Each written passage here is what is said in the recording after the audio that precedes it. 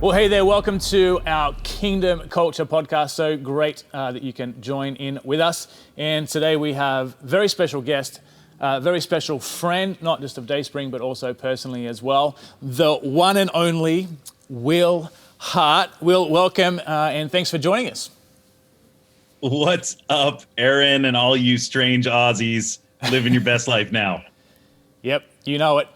And teaching you Americans a thing or two about how to do life proper, right? I just need to sit under you and learn from your excellence. Yep, happy to do that any time. And you know, how to handle dangerous animals, all those kind of things, poisonous spiders, snakes, all that kind of stuff, right? Dude, they're everywhere. They're here out in Reading. I almost caught a rattlesnake a couple days ago. They're everywhere. But you guys pack the punch with all the really dangerous stuff. It's kind of strange how anybody would want to live there, but I get it. I love it. I miss it. I miss Australia. And yeah, I'm super jazzed to be chatting with you here today. Yeah, and a massive thank you. Hey, so talking about kind of dangerous animals, let's kick off by, just letting I'm assuming that people know who you are. You've been a regular visitor to Australia, working now with Iris and kind of heading up over the operations of Iris, formerly working with Randy Clark and Global Awakening there.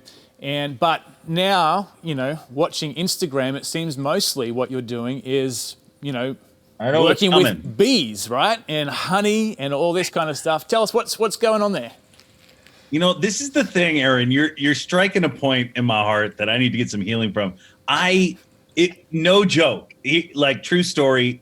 I was in Australia. I was actually in New Zealand, but it all kind of solidified in my last trip to Australia when I decided to start keeping bees. And it was I have a very horrendous personality where I can't do anything like small. And I wanted to get started. I wanted to do it with my family and my kids. I'm not like a hippie, save the bees. I'm not that guy. I get it. And I think it's all a good thing. But yeah, I was in where was I? I was in Hawaii at Kona.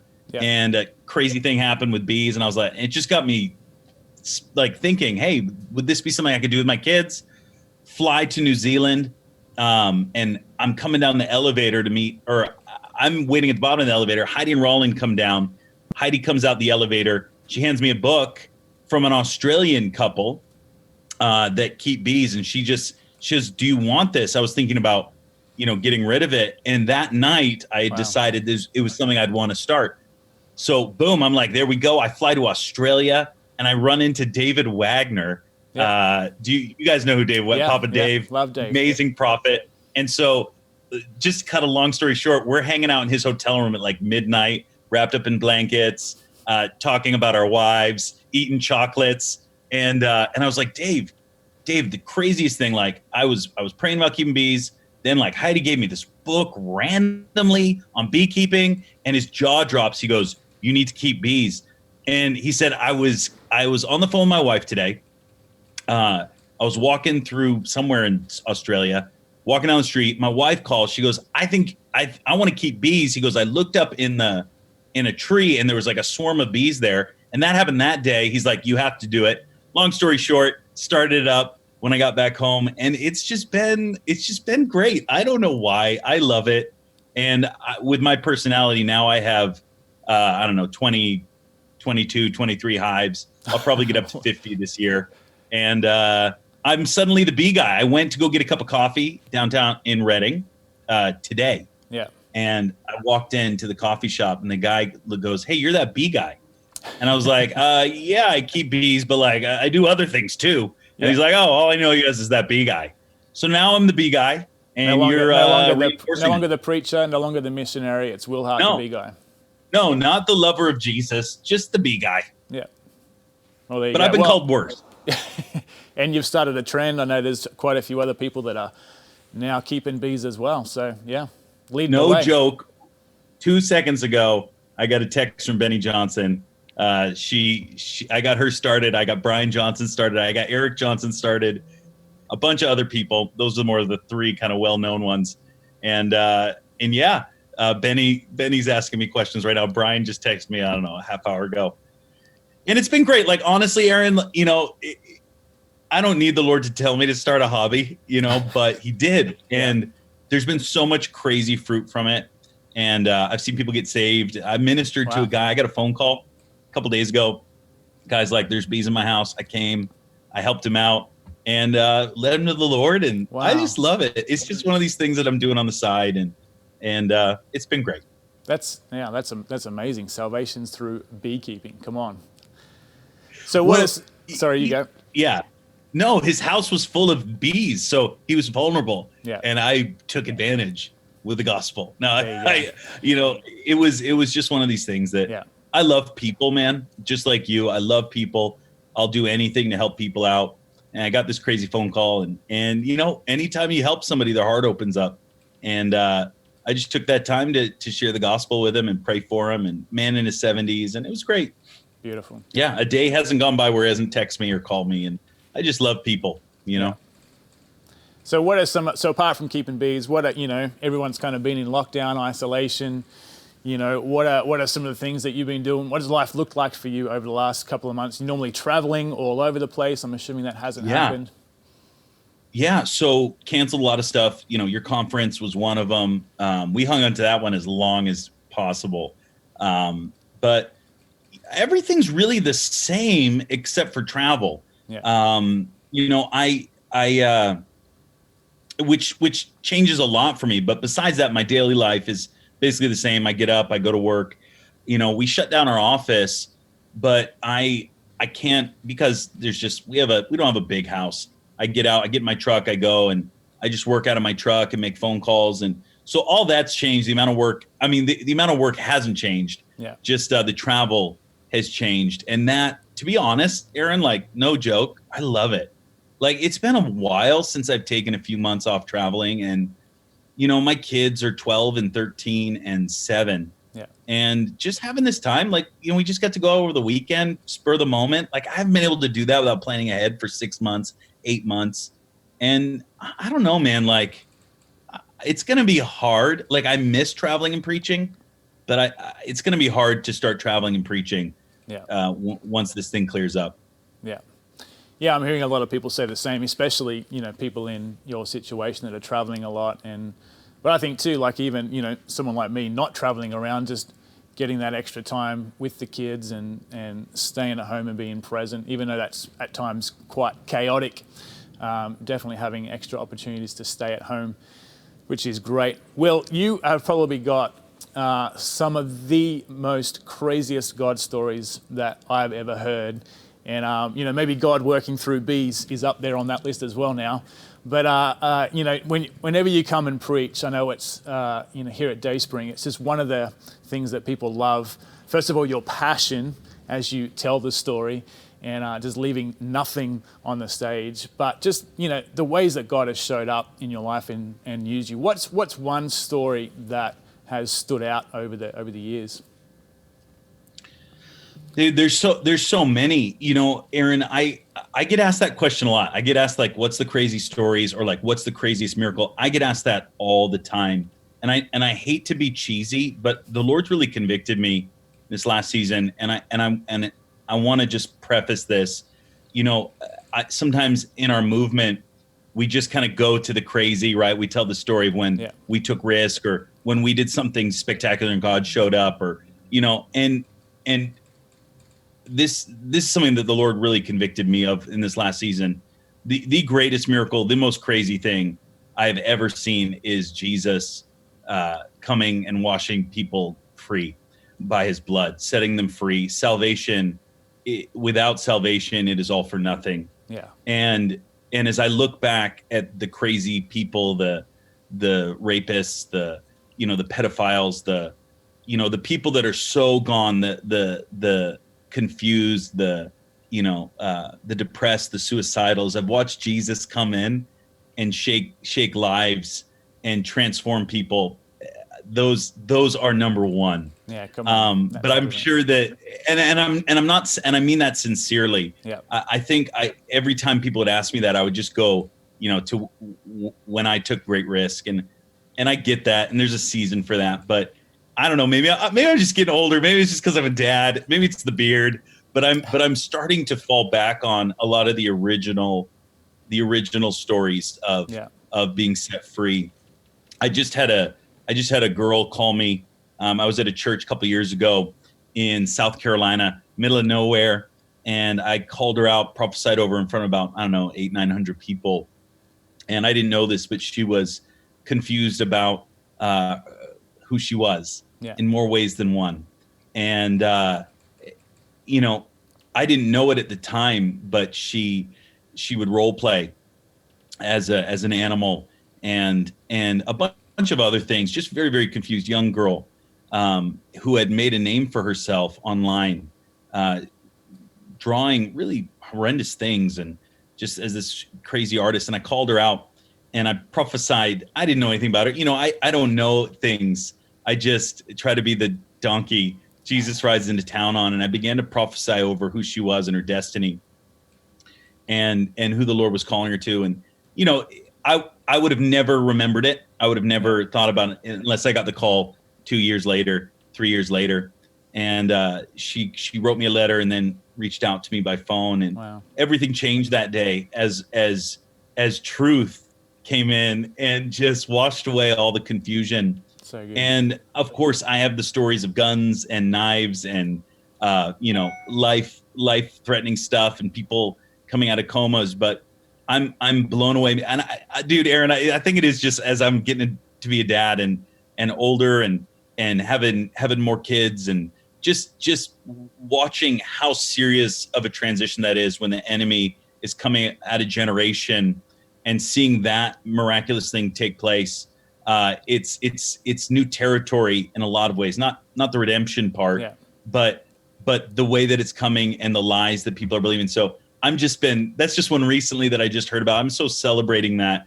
And I definitely want to see more of that. But some of the crazy stuff, whether it's the presence of God, the cloud of the anointing dropping in a room, I witnessed a boy come out of a coma once and, just ministering, God using that to open up doors into the White House of Paraguay and all of those things. They're just crazy.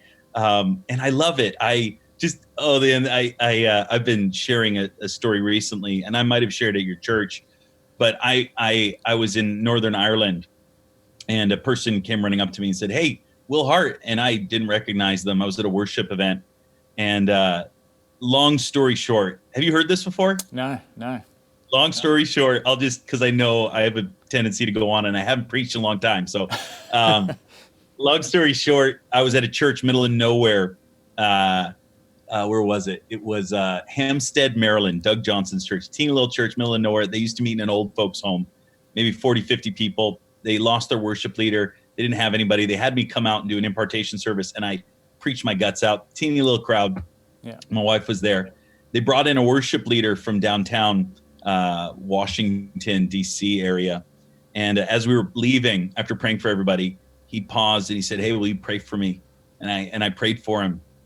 And fast forward 8-9 years, he's standing in front of me in Northern Ireland. So to go from Hampstead, Maryland, I don't know what small town you guys have there, to Northern Ireland. And he goes, "You gave me a word that night in the church." And I said, "Well, what was it?" And he began to say, "Well, you called me out and you said, I'm not called to be in Maryland anymore. I'm called to go to Atlanta." And I don't give words like that, Aaron. That's like a dangerous word. Yeah.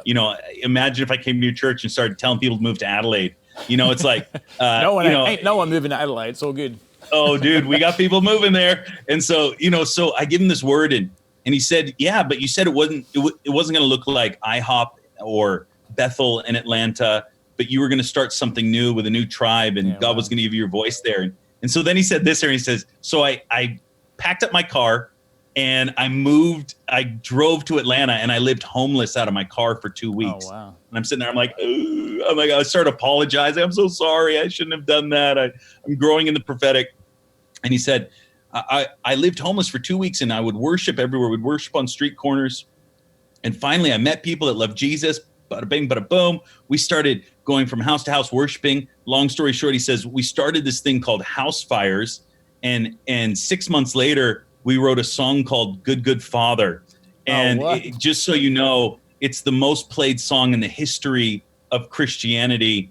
And I've been looking for you for 8 years. I wanted to tell you that. And he called the band House Fire's Over. And they always thought he was lying, that some dude called him out. And I was able to pray and minister with him. But those, I know it's not crazy. No, that is crazy. But for me, those little moments of going and serving in the small, right? Being faithful wherever you're at, in the small, in the teeny little Hampstead, Maryland's, and watching what God does with that. I love it, man. It keeps me up at night. Yeah. You probably just answered the next question I felt to ask. Like, what is it about the way you live your life that you think, God keeps putting you in these situations and using you like this? What would you say it is about how you posture your heart, how you live your life that allows God to use you these ways? It's funny, Aaron, somebody asked me that on an earlier Zoom call today. And honestly, like, I wish I could be super spiritual. And if you asked me 5 years ago, 10 years ago, I would have given you this lucky answer. No, it's not, man. I literally, on a good day, I have half a cat's brain. And, I don't know why. Here's what I do know. I know that,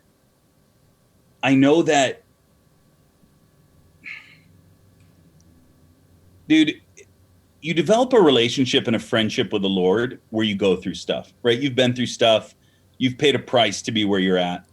And I don't know, Aaron. I just feel like I've removed no from my vocabulary. I've removed no from my vernacular. And I will say yes to anything. And dude, there's zero condemnation if somebody's hearing this and they're like, well, I do the same thing. Why doesn't he use me that? Like, I'm just giving you my experience. Yeah. There isn't a magic formula, except I say yes as much as I can. I believe, and with everything inside of me, but I also have it out with the Lord too. I truly believe in honesty with the Lord. I believe in just being real with him. And as I read through the stories of Moses or Paul, like, yes, there's the theology, there's the heart, there's the mind, but there's also this lifestyle. They walked, they didn't separate their faith from their daily. It was all one thing. And I haven't been taught that, but I've really tried to live that out. I don't separate any of it. I don't separate being in Sydney from being at home with my kids. And I just feel like I've had so many failures with God, and some wonderful times of seeing great fruit, and an inheritance gained hastily. Proverbs says this: an inheritance gained hastily in the beginning will falter in the end. And I latched onto that verse years ago, and I'm in this thing for the long haul, regardless of my platform, regardless of what it looks like, whether I'm selling lawnmowers or just being a dad or standing in front of the masses. Aaron, I just stood in front of 70,000 people in the National Stadium of Brazil, and cried out for impartation in a nation that I've given myself to for the last 20 years. And, it's all the same. It's all the same. It's no different than being here, wholehearted, open-hearted, and you just give him your yes. Love it. So good. It really just makes it so simple, doesn't it? It's not about what you're doing necessarily, and where you are, like you said, whether you're in a stadium of thousands or just at home with with your family, with your wife and kids. It's just having that relationship, that daily walk with Jesus, and yeah, beautiful. Dude, I love it, man. Everybody wants a formula and a strategy, and I get that. Like, I love listening to. I'm sorry if I'm moving around, but right. I just want to try to get a good. But everybody wants a strategy and a formula. Everybody wants a quote to put on Instagram. Yeah. And I get that, and there's beauty in that, and I've done the same. But at the end of the day, if I look back, what changed my life wasn't a quote. It was his blood. Come on. And it was a radical yes to go anywhere, do anything. And regardless of what people think or whether it cost me my own life, And I think that's the essence of the gospel, man. Yeah. And if you read the gospels, if you read the words of Paul, John, Matthew, Mark, if you read the martyrs that had gone before us, there was wild abandonment to be used by him. Yeah. And I think some of the church has gotten away from that. I know that you guys haven't. You preach this glorious gospel, but a lot of people have gotten away from it. They've tried to put bumpers. In America, we have, when we go bowling, if you're a little kid, they put bumpers up. Yeah. It's like these safety. Don't fall, don't let your ball go in the gutter. And, I think a lot of people put those on the church because they don't think they can handle it, but they can. Believers can handle it, and they need to be stretched, and they need to be put in those situations, because in those situations they grow, they explode, they watch Jesus back up who he says he is and what he says he's going to do. And those moments, they wreck people. So good. So speaking about the church, next question, what do you see God doing? How do you see God mobilizing the church, in this season with COVID-19, and, everything's changed, everything's up for grabs. But also, I'd be interested to hear if you have a perspective on where you feel, the church is going to come out on the other side, and how God might use the church to help minister to all that's happening afterwards. Aaron, so this is where I am not in my comfort zone. I would first want to hear what you have to say. You are a pastor that functions in that role beautifully. And it would be like going to a car mechanic to get, your library card. They're just two different things, man. So I would go to what you say first, but as I've been sitting around, thinking, I have a lot of thoughts. The one that I was praying into today, because I had a conversation with a pastor, and I'm an itinerant amongst a lot of things, and I've been talking to a lot of my itinerant friends who've been just going around traveling, doing the circuit, doing the things, and it's wonderful and it's beautiful and it's good. But and they're all itching to get back out. Yeah. And for me, that makes me very nervous. I think the sign of a healthy church coming out of this is actually not going to be bringing in and hosting events right out the box. I think that the church, when this thing changes or switches back, I think there needs to be a rush on family, on community, and a real focus on the maturation process of the church. And I think that can only come from a senior leader. That can only come from a pastor like yourself. I started thinking today, like, I'm going to do my best, not to book places that just want to get back into the swing of things for the sake of having meetings. And I think this is actually the time that the pastorate and the community, the family of believers, really needs to shine. People are going to need family. They're not just going to need a Sunday. They're going to need a community after this. And I think when the doors do open again, and they will open, and everybody, I hear a lot of people being like, everything's going to change. It's not true. Like, I get it, but like the reality is, people don't change. The church has been, church has been going on this way for a long time. The church isn't really going to change. Of course, there are churches that don't have the technology stuff, that they're going to lose some of their people because they haven't had a way to get fed during this season. But the reality is, there'll be a transition back, and then things will go back into some sort of normalcy. This is my horrible opinion, but it's mine, and I'll stick to it. But what I would like to see is, as people come out of this, I would love to see churches dig deep into community, family relationships, and maybe try to find a semblance of where they've been relying on events to actually become a community. Wow. And I'm not trying to flatter you, man. I know I've been around your church for so long. It is a family. There's so many people that are on your staff that are just attend your church that I just know you've always done that well. David, before you did that very well, you've carried that beautifully. And I think it's places like your church, it's places that are healthy, that have not freaked out, but really fed their people. When we come out of this, that I think it's going to be their time to shine, and you're going to see the true pastors and fathers raised up in this time.